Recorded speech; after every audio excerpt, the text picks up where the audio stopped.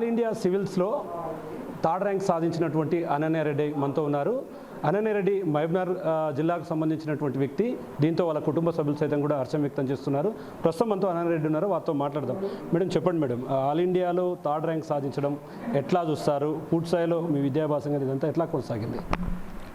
నేను 10th వరకు కూడా మహబూబ్ నగర్లోనే చదివాను. దాని తర్వాత నా గ్రాడ్యుయేషన్ మిరాండా హౌస్ ఢిల్లీ యూనివర్సిటీలో జరిగింది.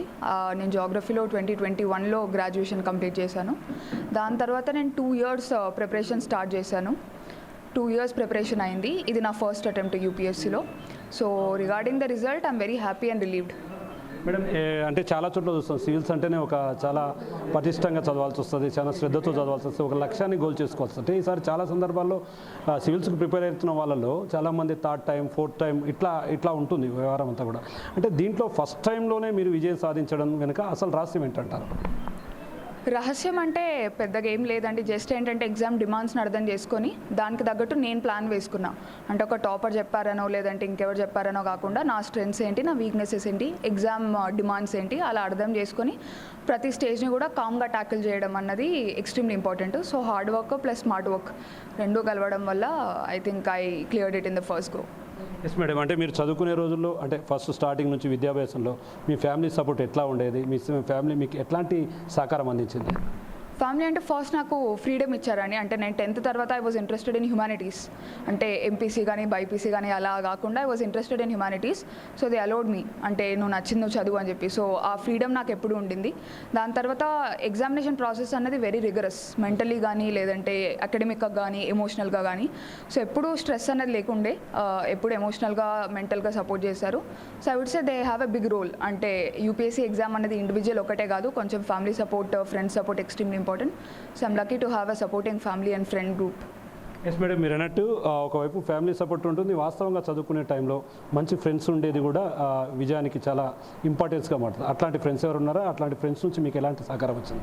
డెఫినెట్లీ అండి, క్లోజ్ గ్రూప్ ఆఫ్ ఫ్రెండ్స్ ఒక 3 to 4 people ఉన్నారు. ఇన్ఫ్యాక్ట్ నా ఫ్రెండ్ ఇంకొక అమ్మాయికి ఆల్ ఇండియా 39th ర్యాంక్ వచ్చింది, ఢిల్లీ ఫ్రెండ్ తను.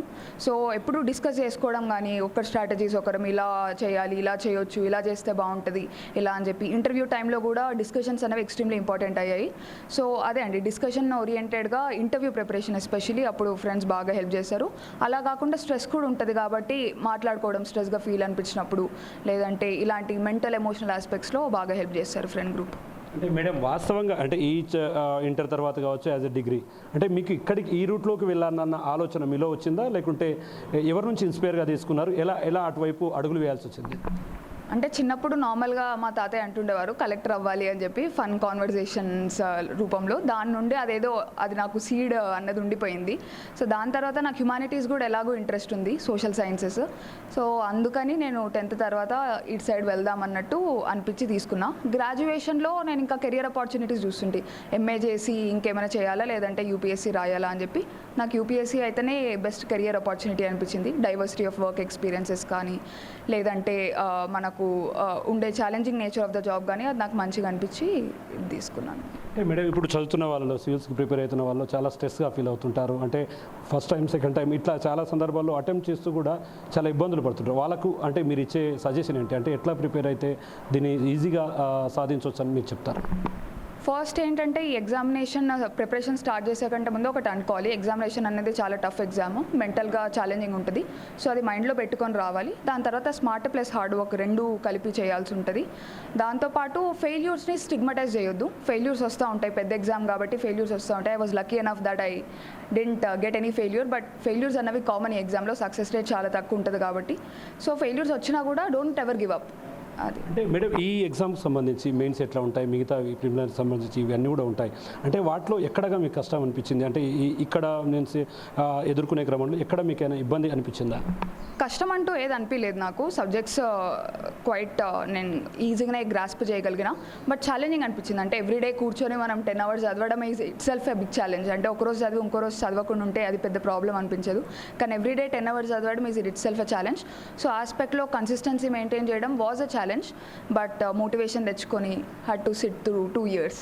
మేడం, అంటే జిల్లాలో ఓవరాల్గా అంతా మీ వైపే చూస్తుంది ఇప్పుడు, ఎందుకంటే ఆల్ ఇండియాలో థర్డ్ ర్యాంక్ అనేది ఒక అద్భుతమైన విషయం కూడా. అంటే ఇక్కడికి వస్తున్నారు చాలామంది మిమ్మల్ని అభినందించడానికి కుటుంబ సభ్యులు, ఎట్లా ఫీల్ అవుతున్నారు madam? feeling happy, but at the same time I also think it's a big responsibility, so I would try my best to do good service to the people. చూస్తున్నాం ఓవరాల్గా ఏదైనా సరే విజయం సాధించాలంటే పూర్తి స్థాయిలో పట్టుదల ఏకాగ్రత ఉంటే అది సాధ్యమేనని చెప్పి ఏది కూడా కష్టంతో ఆలోచించకుండా పూర్తి స్థాయిలో ఈజీగా దాని మీద పట్టుతో ముందుకు వెళ్తే క్రిమినల్స్ సివిల్స్ అనేది చాలా ఈజీ అంటూ కూడా చెప్తున్నటువంటి పరిస్థితి ఇక్కడ కనిపిస్తుంది. ఇది ఇక్కడ ఓవరాల్గా లేటెస్ట్ అప్డేట్. కెమెరా పర్సన్ నగేష్తో శంకర్ గౌడ్, బిగ్ టీవీ, మహబూబ్ నగర్ నుండి.